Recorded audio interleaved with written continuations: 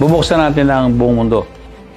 Magsimula tayo sa Dubai, although matagal na tayo sa Amerika, under Express, padala. And then we're rebranding it into Logo. Bakit? Kasi that is under the family name of Longares. And it's me, Longares. I believe na Logo will be the dominant force in the future, not only for cargo, but IT division niya, logistic niya, brokerage niya, financial institution. And we can easily operate worldwide, being in full control sa operation mo.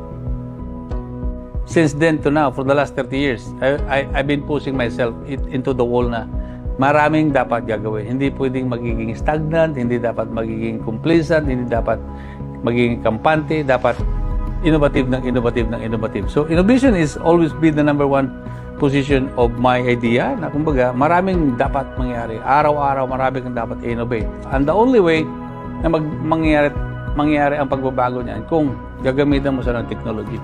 Like Logo Mobile na yan ay ma-download ninyo sa inyong telepono. Nandyan ho ang magbibigay ng kaluwagan sa lahat. Sa inyo at saka sa amin. Ito, ang inyong transaction ay nasa harapan ng kamay ninyo. Kung gagamitin ho ninyo ang inyong cellphone para sa lahat ng inyong pangangailangan. Masasabi kong luckily enough na we build a very strong foundation in terms of balikbayan boxes.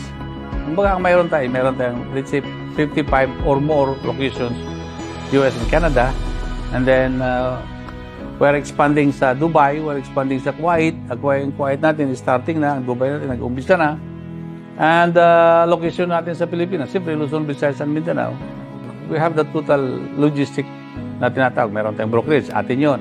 Meron tayong tractor head na umihila papuntang mga warehouses natin, atin yun. Meron tayong mga wing van.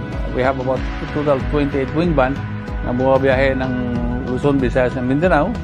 And we have a total 100 plus 6-wheeler and 4-wheeler truck na nagde-deliver bahay-bahay, door-to-door sa buong Pilipinas. Ang dulo kasi ng negosyong ito, actually mga kababayan, nasa Pilipinas talaga. Lumaki ako, it's because I have my own infrastructure sa Pilipinas. Na kumbaga, yun ang nagiging sandalan, naging haligi sa person who knows and lead the industry for the last 30 years. Then, basically, I believe I know what I'm doing, kung ano ang karapat-dapat at magiging pakinabang sa mga kliyente nating magpapadala sa atin sa buong mundo. Again, ang Middle East napakalaki. At ang Middle East ang mayroong tinatawag na hindi magandang reputasyon sa industry ng balikbayan boxes kasi ang daming na-abandon eh. Siyempre may pagmamalaki natin na for the last 2 years, yung mga na-abandon na ng mga container na dyan, yung mga na-abandon na mga boxes na yan, tayo lang nag-deliver doon ng libre. Tayo. Kumbaga, 90, siguro masasabi ko, 90+% of those boxes na dineliver natin, libre yun.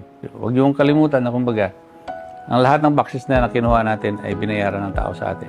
Now, dapat siya makarating sa bahay-bahay. Joel P. Longares po, at your service. President ng Logo, EBXP, DDCAP, at marami pang iba. Na, kung gusto niyo magandang serbisyo, ano pa ba sasabihin ko? Mabilis, maasahan, fix man yan. Tama, cross my heart, di ba?